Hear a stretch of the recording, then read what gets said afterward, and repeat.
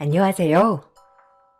남편과 일찍 결혼하여 2년을 두고 행복하게 살아가고 있던 주부였어요.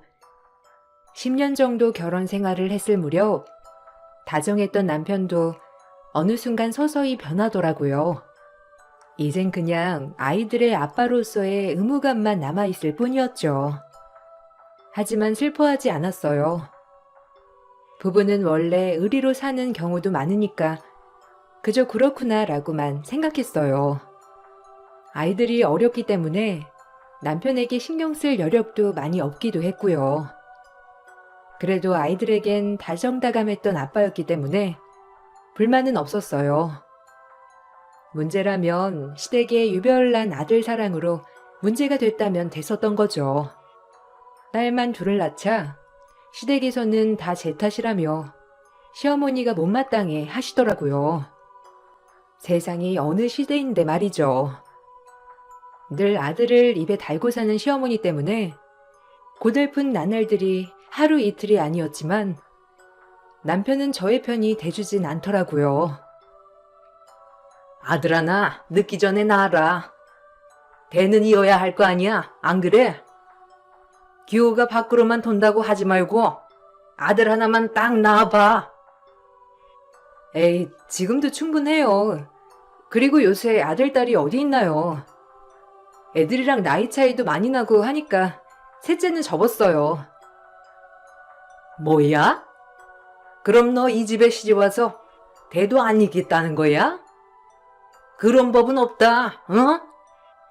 세상이 어떤 세상인데? 요즘 아무리 딸딸 한다고 하지만 아들이 최고야, 알겠어? 그러니까 무조건 이유 불문하고 하나 낳아.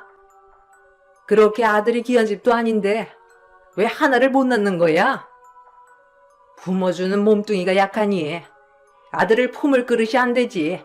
에휴, 너희 가족을 보면 한숨이 푹푹 나온다. 어머니, 그런 말씀 마세요.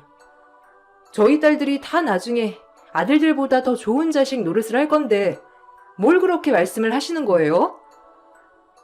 여자애들이 거기서 거기지. 무슨 아들 노릇을 한다는 거냐? 기호랑 합의해서 셋째 늦기 전에 낳도록 해. 알겠어?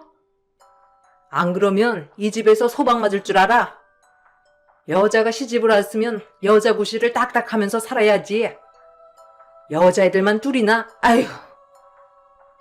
매번 시댁에 갈 때마다 어머님은 아들 하셨지만 남편과 전 셋째 계획이 없었기 때문에 늘 어머님 말을 그냥 흘러 들었어요.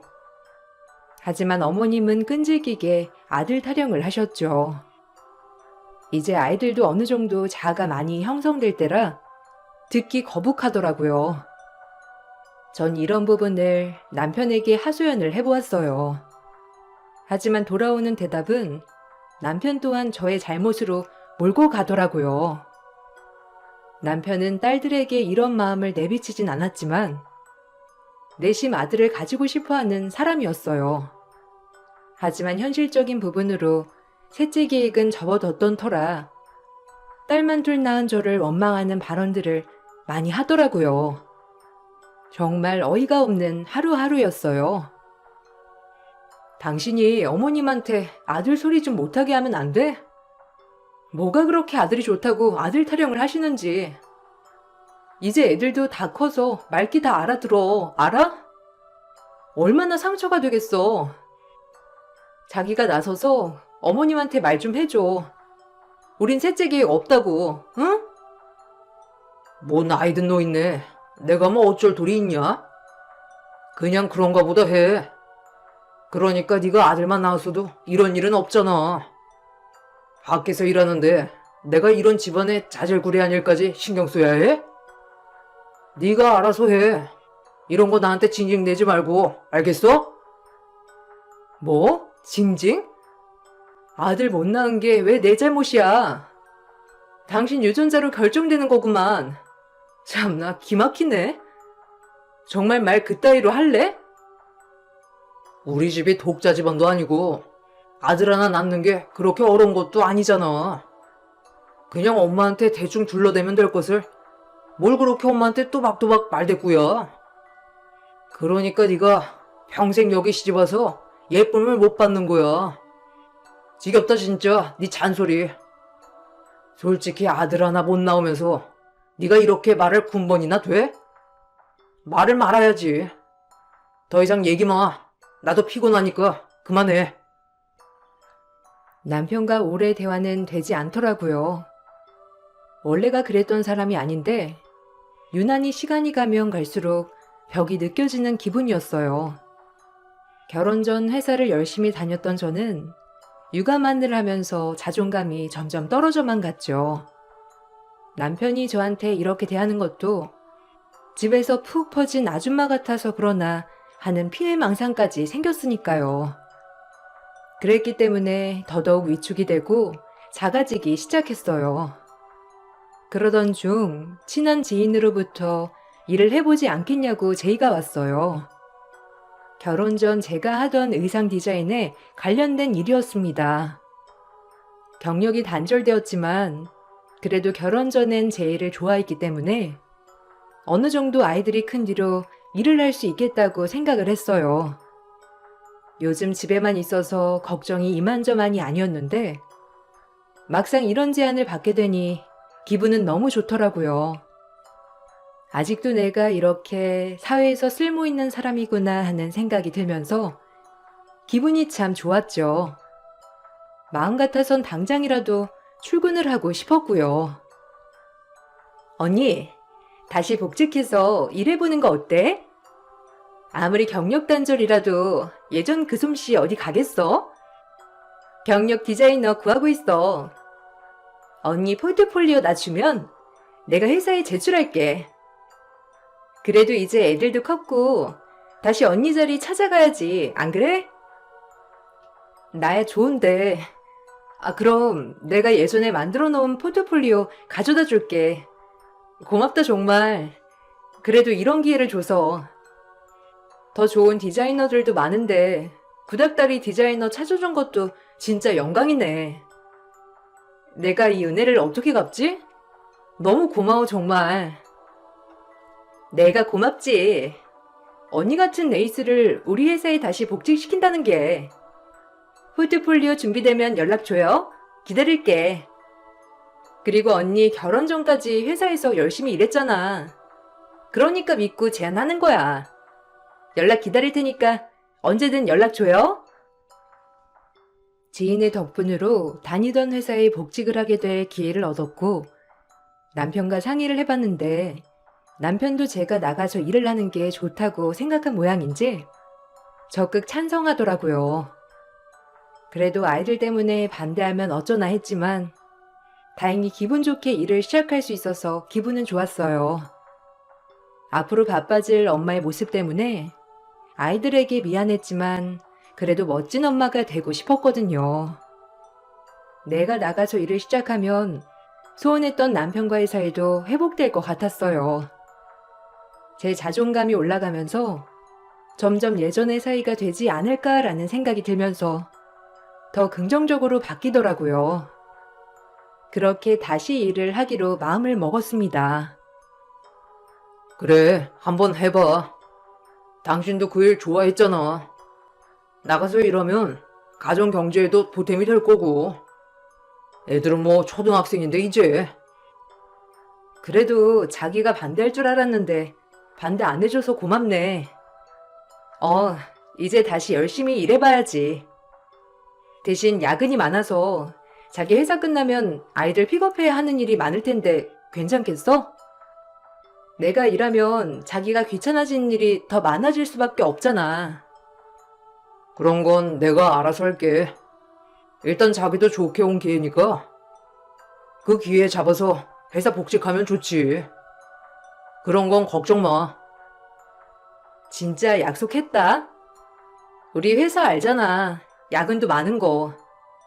자기가 진짜 애들 픽업도 많이 해줘야 하고 더 많이 도와줘야 돼. 남편이 잘 도와줄 수 있다는 말에 안심이 되면서 전 일을 나가기 시작했습니다. 경력 단절로 10년을 살다가 일을 시작하니 모든 게 새롭고 재밌더라고요. 야근이 많은 직종이라 아이들을 정말 많이 케어할 수 없었지만 남편이 도와주니 괜찮았어요. 남편이 가정적으로 변한 것 같아 저 역시도 남편에게 더욱더 잘해야겠다고 생각했어요. 하지만 그 생각이 무색하게 남편은 여전했고 도와준다는 말이 오래가지 못했죠. 야근을 하고 있을 무렵 학원 선생님께 전화가 오더라고요. 남편이 아이들 픽업을 가지 않았다는 얘기였어요. 그 밤에 남은 학원에서 둘이만 덩그러니 있을 생각에 부랴부랴 학원으로 달려가게 되었습니다. 아, 네. 지율이 어머니. 오늘 지율이 소율이 안 데리러 오시나 하고 전화드렸어요. 아버님은 받지도 않으시고. 네? 애들 아빠가 안 데리러 갔다고요? 아, 죄송합니다. 제가 얼른 갈게요. 아, 선생님들도 퇴근하셔야 하는데 죄송해요. 아, 네. 지금 오시면 얼마나 걸리세요? 저희도 퇴근을 해야 하긴 해서요. 그럼 어머님 기다리겠습니다. 전 부랴부랴 전화를 끊고 아이들을 데리러 갔어요. 학원에 덩그러니 남겨진 아이들을 보니 마음이 안 좋더라고요. 그리고 남편에게 아무리 전화를 걸었지만 남편은 받지 않았죠. 그날 집에 와서 아이들을 씻기고 재우는데 화가 나더라고요. 그리고 얼마의 시간이 지났을까? 남편은 새벽 1시가 다 돼서야 집에 기어 들어왔습니다. 얼마나 화가 나던지 싸우기 시작했죠. 하지만 술도 많이 먹었고 역시나 남편과는 대화가 되지 않았어요. 되려 저에게 뻔뻔하게 화를 내며 소리를 지르더라고요. 당신은 일이 있으면 있다고 말을 해야지, 나한테라도. 오늘 애들이 학원에서 얼마나 많이 기다렸는 줄 알아? 선생님 전화도 안 받고 내 전화도 안 받고 당신 뭐 하다가 지금 기어 들어온 거야? 술 냄새도 나는 것 같은데 말을 해줘야 할 거 아니야. 남자가 사회생활 하다 보면 그럴 수도 있지. 야, 그리고 무슨 대단한 일을 한다고 그렇게 신랑을 가르치듯 대? 뭐라고? 대단한 일? 당신이 하라고 했잖아. 근데 이제 와서 그렇게 말할 수 있어? 그럼 그렇지. 당신이 언젠 한 입으로 두 말 안 했어? 그래도 나 회사 복직하면 좀 달라질 줄 알았는데 당신은 여전해. 어쩜 그렇게 본인밖에 몰라? 소율이 지율이가 내 딸만이야? 아, 그만해. 아들도 못 낳는 게 꼴랑 딸들 낳아서 유세 떨고 있네. 우리 엄마가 너 마음에 안 들어하는 것도 참 알만하다. 남편은 술에 취했는지 저에게 아들도 못 낳는다며 대놓고 구박을 하더라고요. 순간 제가 무슨 말을 들었나 어안이 벙벙했어요. 그리고 일을 시작하고 얼마 되지 않아 이렇게 싸움이 번지게 되었고 이 일은 시어머니까지 알게 되셨죠. 한참을 일하고 있는데 전화가 오시더라고요. 시어머니는 막무가내로 저에게 역정을 내시며 오늘 당장 일 끝나고 시댁에 둘러가라고 말씀하셨어요. 남편은 시어머니에겐 비밀이라고는 없는 인간이었습니다. 그새 시댁에 가서 그날 있었던 일을 다 고자질을 한 것이었죠. 규호한테 다 들었어. 어쩜 넌 너밖에 모르니? 잔말 말고 이따 우리 집 좀 둘러가라. 전화로 할 얘긴 아니니까, 알겠니? 주말에 갈게요. 오늘은 좀 바쁜 일이 많아서요. 어머님이 무슨 얘기 하실지도 다 아니까 걱정 안 하셔도 돼요. 뭐야? 네 눈엔 이 시애미도 안 보이는 거야? 당장 둘러, 알겠어? 이제 돈 좀 번다고 유세 떠나본데 오늘 안 들어오기만 해봐. 어찌나 둘러가라고 소리를 지르시던지 그날 어머님 내 들렀어요. 제가 현관을 들어서자마자 어머님은 소파 쿠션을 저에게 던지더라고요. 너무 황당했습니다. 그리고 시어머니의 그런 태도가 매우 언짢아서 성질이 나더라고요. 이게 뭐 하는 짓인지 말이에요. 어머님은 제가 들어오자마자 저를 노려보더라고요. 그날 본인의 아들한테 무슨 소리를 했길래 이사달이 났는지 저를 원망하듯이요. 이게 뭐 하는 짓이에요? 저한테 지금 뭘 던지신 거예요? 제가 뭘 잘못했다고 지금 물리적으로 폭행을 가하시냐고요? 너 내가 셋째 아들 낳으라고 그렇게 알아듣게 얘기했더니 홀랑 회사를 출근해? 애를 안 가지겠다는 거야? 지금 있는 애들도 건사 못하면서 무슨 네가 일을 하겠다고 설치길. 가장이 바깥일 잘할 수 있도록 도와줘야지. 어디서 이게? 뭐라고요? 저도 알아듣게 말씀드리지 않았나요? 셋째 계획 없고 규호 씨랑 다 합의된 일이었어요. 아들을 탓하셔야지 왜 애꿎은 저를 잡는 거예요? 어머님도 진짜 모순적인 거 아세요? 하여튼 저 일하는 걸 뭐라고 하실 거면 다신 부르지 마세요. 아이고, 내가 며느리를 한참 잘못 들였지. 어떻게 눈 동그랗게 뜨고 희미한테 이렇게 말대꾸를 해대니? 어쩜 그래? 등장하자마자 쿠션 던지는 어머님은요? 저희 둘이 셋째는 없는 걸로 합의 봤으니까 그리 아세요. 그만 말씀하시고요. 그리고 지금도 애들 있는 거 건사도 못하는데 셋째를 낳겠어요? 저한테 얘기하지 말고 규호 씨한테 직접 얘기하세요. 아셨어요? 안 되겠다. 내가 수를 쓰든지 해야지. 너 아들 안 낳는다고 말할 때마다 아주 내 가슴이 철렁거려. 이 못된 것. 전 그 길로 시댁을 빠져나왔고 너무 황당하고 어이가 없었어요. 마음 같아선 정말 이 집 구석가 끝내고 싶은 마음뿐이었지만 사랑하는 두 딸을 생각하면 그럴 수가 없더라고요. 그렇게 결혼 생활을 이어가게 되었습니다. 제가 일을 하니 남편은 기다렸다는 듯이 더 밖으로 돌더라고요. 애들 학원 픽업이고 전부 다 제 몫이 되었어요. 그래도 일은 포기할 수 없었기에 그렇게 일과 육아를 병행하며 일을 다니기 시작하였죠. 그러면서 남편과의 사이는 점점 악화되기 시작했습니다. 다행히도 일적인 부분에서는 확실히 하던 일이기도 하고 제가 매우 좋아하던 일이었기 때문에 복직한 지 얼마 되지 않아 인정을 받았죠. 그래도 효정 씨 복직하니까 드레스 라인이며 디자인하는 거 보면 얘 실력 죽지 않았더라고. 복직하길 잘했어. 아, 좋게 봐주시니까 너무 감사하죠.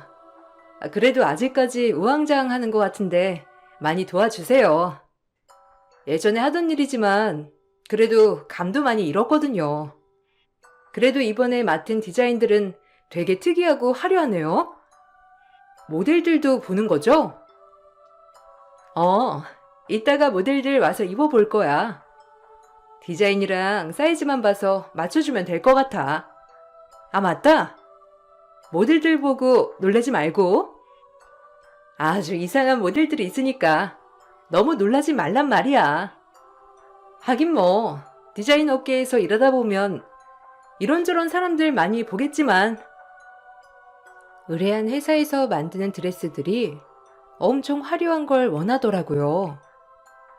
전 열심히 만들기 시작했고 그날로 모델들을 보고 왜 이런 디자인들을 만들어서 쇼를 하는지 알 것 같았어요. 그리고 요구를 받은 대로 열심히 수정하며 드레스를 만들었습니다. 회사에서 인정을 받지만 집에 오면 남편과는 남보다도 못한 사이였기 때문에 제가 어떻게 해야 될지 모르겠더라고요.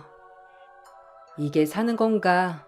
가장 사랑하는 사람이어야 하는데 가장 미운 사람이 되어가고 있었던 거죠. 남편과 이런 관계가 힘들 때 머릿속으로 가장 많이 생각했던 게 딸들이었어요. 그래도 딸들한텐 좋은 아빠이고 좋은 엄마가 되자 이런 마음이요. 그러던 어느 주말 오랜만에 네 식구가 집에 다 같이 모여있는 날이 되었어요. 그날 공용 거실에서 남편이 핸드폰을 충전하고 있더라고요. 저도 충전을 해야 해서 남편의 휴대폰 충전기를 빼주다가 우연히 뜬 문자를 발견하게 되었어요. 뭔가 찜찜하더라고요. 의심스럽기도 하고요. 시어머니에게서 온 문자였습니다. 문자 내용은 조금 의심스러웠고요. 아들, 약속 잡았어. 조선호텔 저녁 7시니까 늦지 말고 멋지게 하고 나와야 한다. 오늘이 아주 중요한 날이야. 어미 모르게 나와 둘러대면서. 또 그것이 어디 가냐 저기 가냐 하면서 따지고 물으면 그냥 딱 잡아떼고 나와. 내용을 보아하니 미심쩍더라고요. 그리고 남편은 약속 시간이 다가오기 전 뭐가 그렇게 신이 났는지 한껏 꾸미더라고요. 전 남편의 뒤를 밟기로 마음을 먹었어요. 단 한 번도 바람에 대해서 의심을 해본 적은 없었지만 그날은 왜인지 뭘 하는가에 대해 보고 싶더라고요. 그리고 약속 시간이 되어서 남편은 역시나 잠깐 나갔다 온다며 자리를 뜨더라고요. 저 역시 남편에게 배웅을 한 뒤 남편을 따라 나섰어요. 그리고 들어선 자리, 기가 막힌 일이 일어나더라고요. 저 빼고 시댁 식구들과 모여있는 어른들, 그리고 여자. 분위기는 보아하니 상견례 자리였습니다. 제가 남편 테이블 쪽 뒤에 앉아 있었기 때문에 적나라한 그들의 대화를 들으며 알게 된 얘기였죠. 너무 어이가 없더라고요. 남편은 저와 이혼 생각을 하고 있었고 새 여자를 만나 상견례까지 진행을 시킨 거였어요. 식당 등 뒤에 앉아 얘기를 듣는데 웃음이 나더라고요. 그 자리에서 바로 깽판을 치려다 일단 모든 진행 상황을 녹화를 해두었습니다. 추후에 법적 증거물로 제출하기 위해서였죠. 모든 사실을 녹화를 하였고 우연히 상대방 여성을 보니 더 경악을 금치 못했어요. 그리고 그 길로 자리를 박차고 나와 집으로 향했습니다. 언젠간 너에게 그것이 칼날이 되어 돌아올 것이라는 생각을 하며 이를 악물고 차를 운전해 집으로 왔습니다. 사실 남편에게 그리 큰 애정이 있던 것은 아니었지만 이렇게 뒤통수를 맞게 되니 눈물은 나더라고요. 화도 많이 났고요. 그리고 아이들을 어떻게든 지켜야겠다는 생각으로 집에 도착하자마자 아이들 짐을 싸고 아이들에게 차근차근 얘기를 하였죠. 지율아, 소율아, 옷 입어. 우리 이제 이사 갈 거야. 이제 엄마랑 셋이 사는 거야. 알겠지? 무슨 일이 있어도 엄마는 소율이랑 지율이 지켜줄 거니까 걱정하지 말고 우리 세 식구 행복하게 살러 가는 거야. 그러니까 짐 챙기자, 얼른. 우린 엄마랑 함께라면 어디든 좋아. 그럼 이제 아빠 안 와? 어차피 근데 아빠는 우리한테 관심 없어서 상관없어.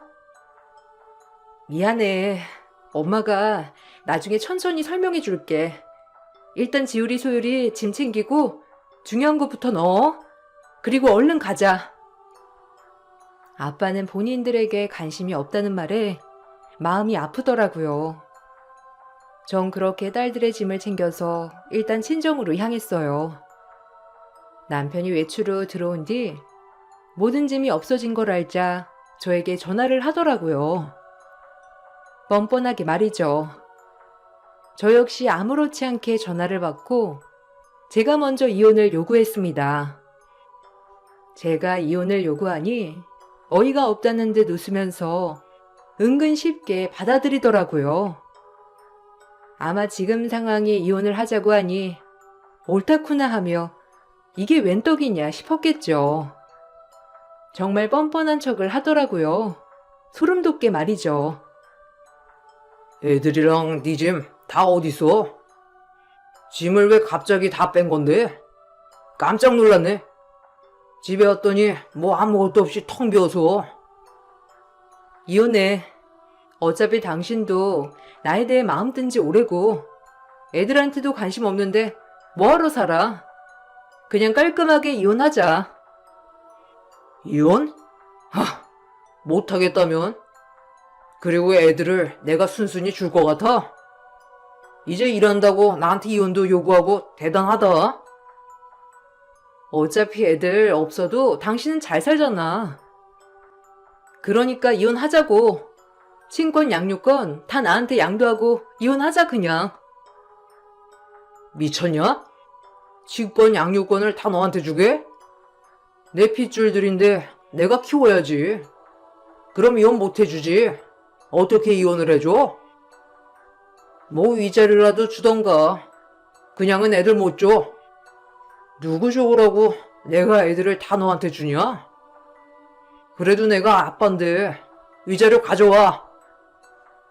남편은 아이들을 절대 못 주겠다고 하더라고요. 그때 뒤에서 들려오는 시어머니 소리가 절 더 화나게 하더라고요. 시어머니는 인간 같지도 않은 인간이었어요. 원래도 알고 있었지만 사실 그 말을 들으니 더욱더 마음이 아프더라고요. 야, 딸들이 뭐가 필요해? 다 줘버려 그냥. 이혼하면 너야 좋은 거지. 아주 잘 됐다. 그냥 다 데리고 가라 그래. 아, 엄마, 들려요. 조용해요. 저 지금 전화하잖아요. 그건 나중에 얘기하고요. 일단 만나서 얘기하자. 위자료 문제도 있으니. 제가 본인의 어머니 목소리를 듣지 못했을 거라고 생각을 했는지 당당하게 만나서 얘기를 하자고 하더라고요. 전 그렇게 남편을 만나 이혼을 얘기했고 남편은 저에게 친권 양육권을 모두 주는 대신 위자료 5천만 원을 달라고 하더라고요. 상황이 바뀌어도 한참 바뀐 상황이었지만 그냥 남편과 빨리 끝을 내고 남편이 그 여자와 재혼을 하길 바라는 마음으로 더 이상 신랑이 없이 이혼을 진행하기로 했어요. 제가 너무 순순히 이혼을 해준다고 하자 남편도 놀란 눈치더라고요. 위자료? 네가 위자료를 받을 자격이나 돼? 그냥 깔끔히 모든 거 다 포기하고 이혼하자니까. 당신도 좋은 거잖아. 애들을 다 주는데 당연히 내가 이 정도는 받아야지. 안 그럼 애들 뺏어올 거야. 아주 진흙탕 싸움으로 가보자고. 그래, 알겠어. 5천이면 되니? 그래, 네 연봉보다 많은 돈 받고 넌 네 딸들 버린 거야. 알겠어? 쓰레기만도 못한 놈. 남편의 말에 더 이상 말할 가치도 없다고 느껴 위자료 5천만 원을 싸주고 합의 이혼을 했습니다. 그리고 친권, 양육권을 모두 다 제가 가져오게 되었죠. 급작스럽게 결정이 된 거지만 남편은 오히려 잘 됐다는 식으로 아주 행복해 보이더라고요. 아무래도 본인은 상견례까지 한 여성이 있고 애들까지 떨어진 마당에 모든 게 홀가분하게 흘러간다는 식이었죠. 정말 우습더라고요. 그리고 이혼이 완료가 되고 법원에서 남편에게 의미심장한 말을 날려주었습니다. 남편은 휘둥그레 했고요. 새 출발 축하해. 어디 한번 잘 살아봐. 어머님 그렇게 아들 노래를 부르셨는데 이번엔 꼭 아들로 낳길 바라고. 무슨 소리야? 새 출발은 무슨? 일단 뭐 어쨌거나 너도 잘 살길 바란다. 그럼 이만. 애들 면접 날짜는 나중에 천천히 정해서 알려줘. 뭐 바쁘면 어쩔 수 없고 애들이 날 찾겠냐마는. 그래도 아예 안 볼 순 없으니까. 그럼 간다. 보긴 뭘 봐. 당신한테 우리 애들 집만 될 텐데 그냥 당신 인생 알아서 살아. 이제 완전 남남처럼. 알겠지? 잘 가라. 그렇게 남편과 이혼을 하고 오히려 홀가분하더라고요. 남도 아니고 가족도 아닌 상태로 사는 것도 고역이었거든요. 그리고 전 제 딸들에게 충실하며 더 열심히 살아가도록 생각했죠. 그러던 중 남편은 이혼이 완료되자마자 그때 상견례하던 여성과 결혼을 일사천리로 진행을 시켰더라고요. 남편과 겹치는 지인이 많아서 듣게 된 소식이었어요. 너무 웃기더라고요. 뭐 빨리 진행할 줄은 알았지만 이렇게 일사천리로 일을 진행시킬 거라고는 상상도 못했죠. 정말 무시무시한 인간들이구나 생각했어요. 아니 규호씨, 너랑 이혼한 지 얼마나 됐다고 세장가를 가니? 참나, 이혼도 네가 하자고 한 거라며? 본인은 막 떳떳하다고 사람들한테 그렇게 말하고 다닌대. 사람 그렇게 안 맞는데 진짜 별로더라. 너 그동안 어떻게 참고 살았어, 이거사. 뭐 괜찮아. 각자 알아서 사는 거지. 나도 지금이 훨씬 행복해. 애들 때문에 열심히 살게 되는 동기부여도 되고 좋아. 그래, 너 잘 살 줄 알았어.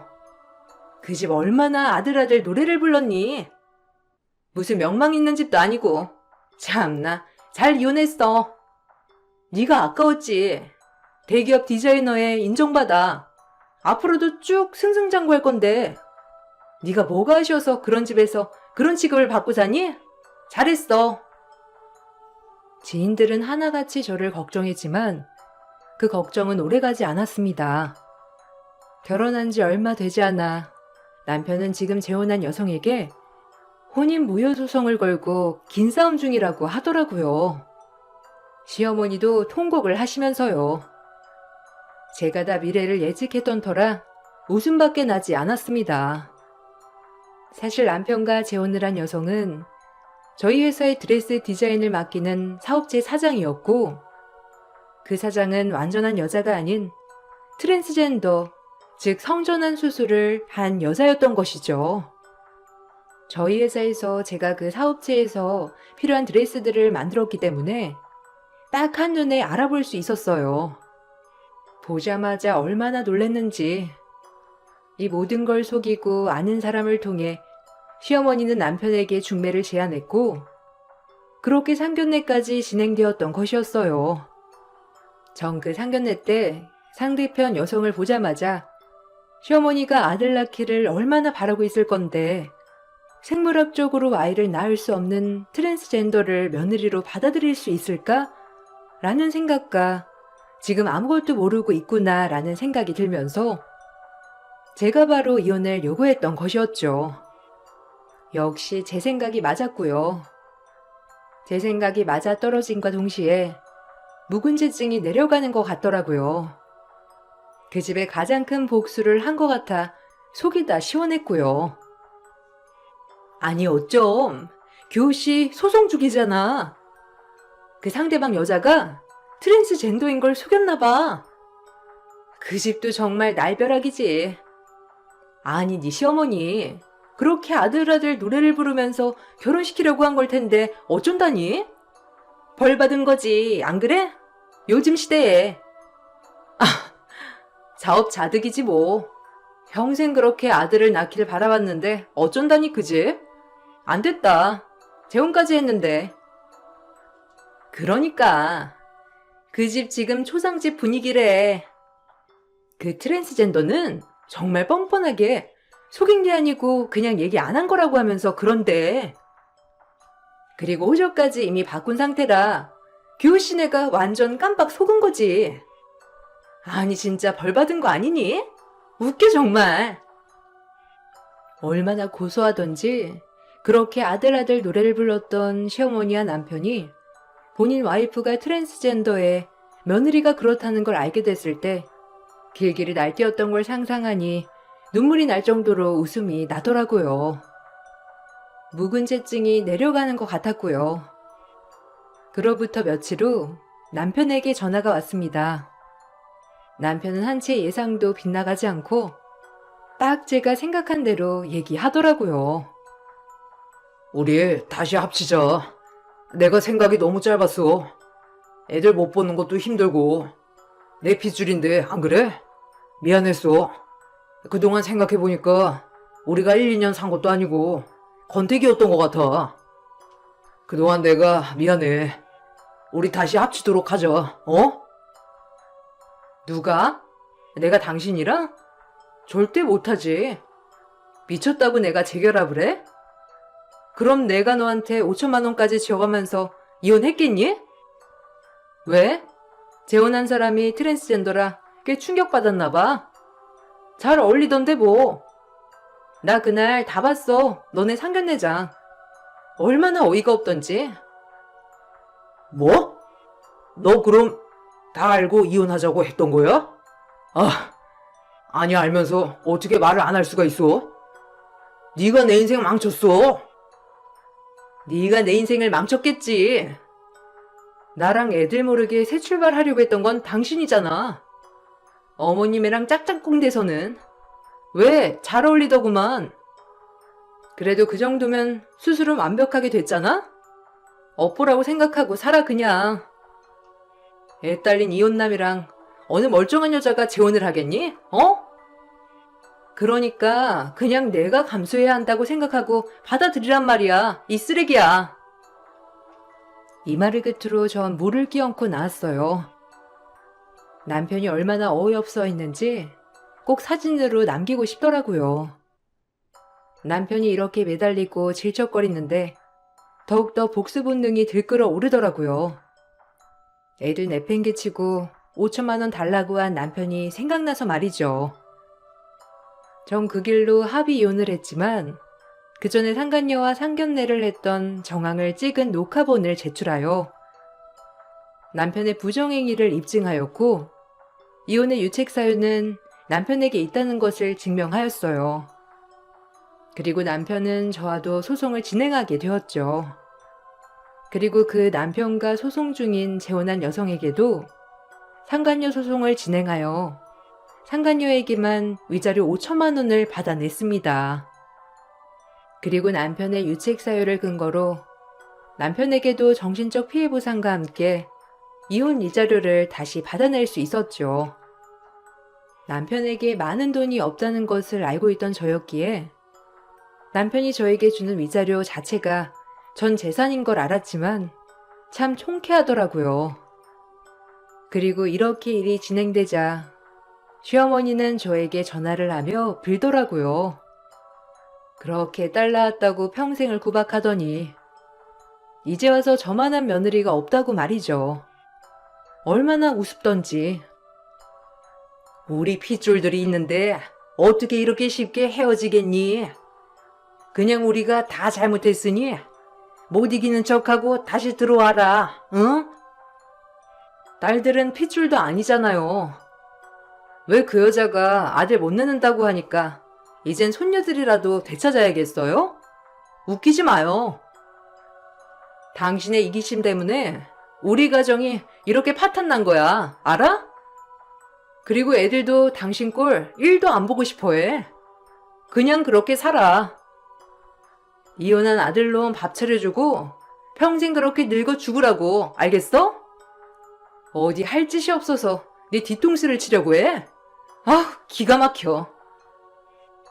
그동안 살아온 정이 있어서 이 정도로 넘어가는 줄 알아. 당신한텐 욕도 아까우니까 이 노망난 할망구야, 알겠어? 끔찍해.